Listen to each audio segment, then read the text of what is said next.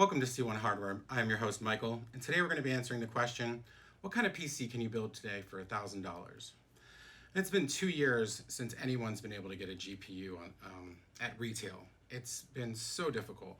Some people have scalped, some people have paid scalpers, but I hope you held out.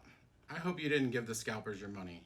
But now today, it's finally here. You can build your gaming PC and really not have to have your wallet gouged out. 3 months ago, you'd be building a $1,000 PC that you can build for $500 now.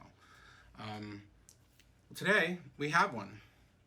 We're going to start off with this case. This was picked by the user of the system. It is a Fractal Design Meshify 2 Compact. This case has 140 millimeter fans in the front. It has a 120 millimeter fan in the rear. It's got a unique style for mesh front panel.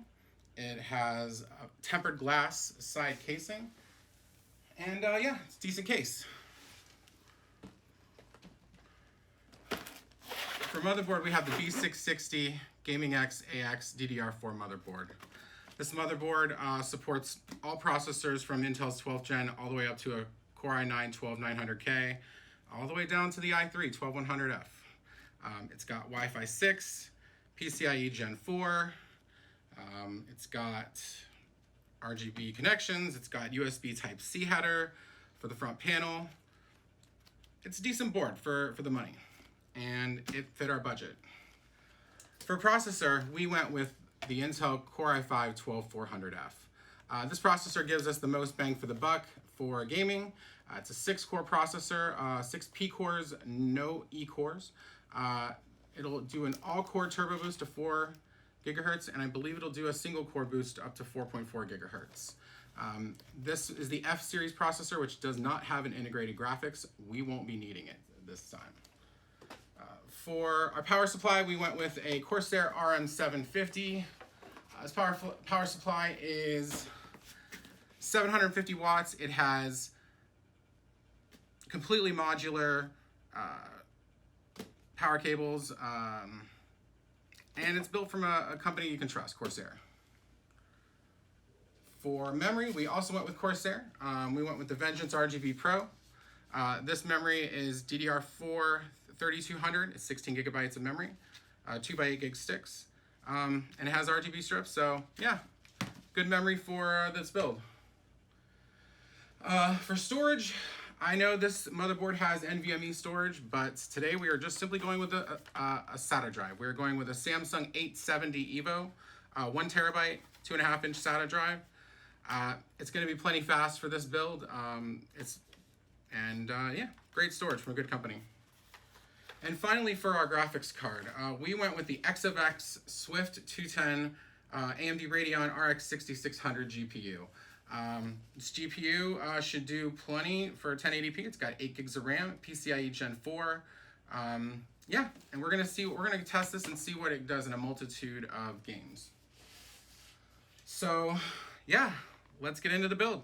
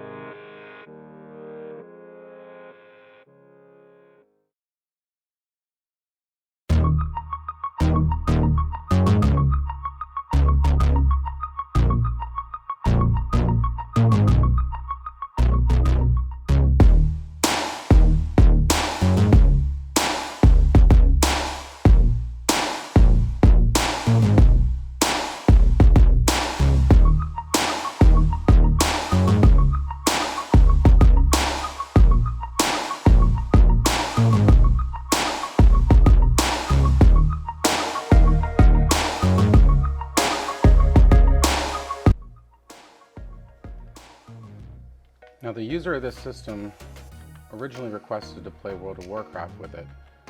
So that is what it was based after, to play on a 1080p screen. And so far we're killing it as far as frame rates. We're getting, 120, 160 frames per second. I mean, this is maximum, all settings maxed out. I don't see anyone having a problem playing this game on this powerful of a system. I mean, you might even be able to go to a 1440p screen and still play with everything maxed out. So this is wonderful. This is really great. Here we've got some Shadow of the Tomb Raider going on, and it looks like we're getting well over 130 frames per second,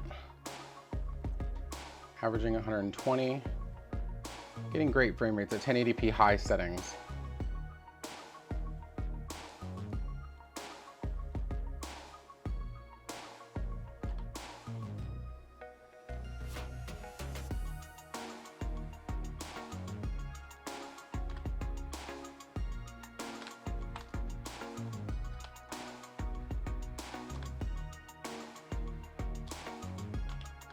Let's get into some Battlefield 2042 here.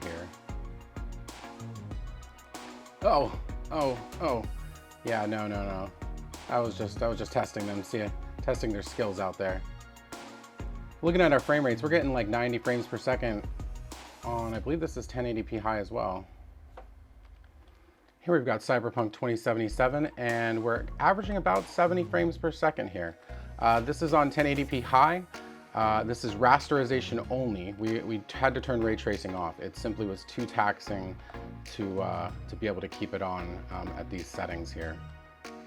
But this is definitely very playable and an enjoyable experience. Let's get into some Far Cry 6. Here we've got 1080p ultra settings, and we're still pulling a respectable 90 frames per second. It's a beautiful game to play. We've really done some amazing things with this.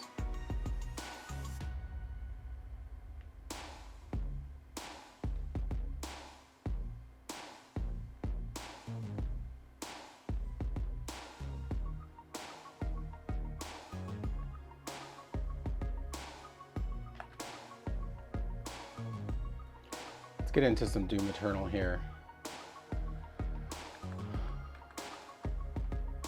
We are still averaging about, I don't know, it's anywhere between 70 to 100 frames per second.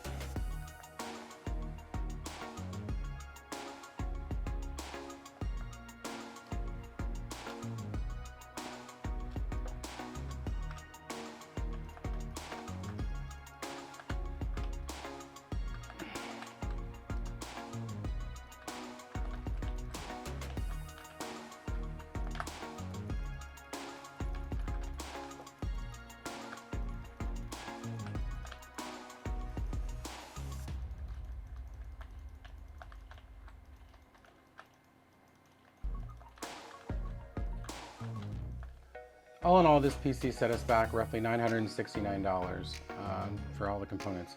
Now, prices may change. I've seen the graphics card go up at least by $29 since this recording, and you may pick different components in your build. Some people may want an NVMe drive, and that's fine. Some people may want to save money and not get RGB memory and try to get a better graphics card if they want. Hey, choice is yours. You can do whatever you want with your build. This is the selection we picked for the user who wanted it, and they are very happy with it. All right, well, that's going to wrap it up here for today. Let us know in the comments what you would have done differently. Let us know what you liked about the build. If you like the content, go ahead and like it. Please subscribe for more. Thank you. I'll see you next time.